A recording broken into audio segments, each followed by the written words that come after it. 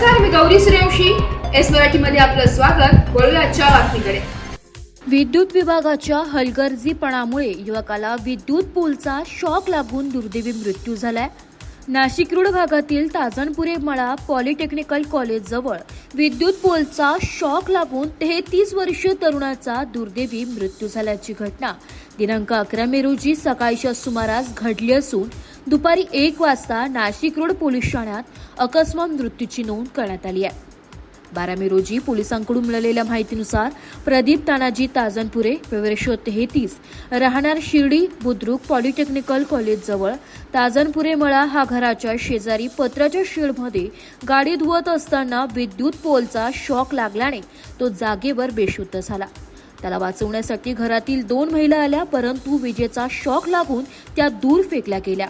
त्यांनी आरडाओरडा करत प्रदीप याला स्थानिक नागरिकांच्या मदतीने तात्काळ नाशिक रोड नवीन बिटको हॉस्पिटल येथे औषध उपचारासाठी दाखल केले असता डॉक्टरांनी तपासून त्याला मृत घोषित केले. प्रदीपच्या पश्चात त्याची आई, वडील, भाऊ, भाऊजे असा परिवार असून या घटनेने सर्वत्र हळहळ व्यक्त केली जाते. Bureau report, S Marathi news, Nashik. अशाच नवीन ताज्या घडामोडी जाणून घेण्यासाठी आमच्या एस मराठी न्यूज चॅनलला लाईक करा, शेअर करा, सबस्क्राईब करा आणि बेल आयकॉनला क्लिक करायला विसरू नका.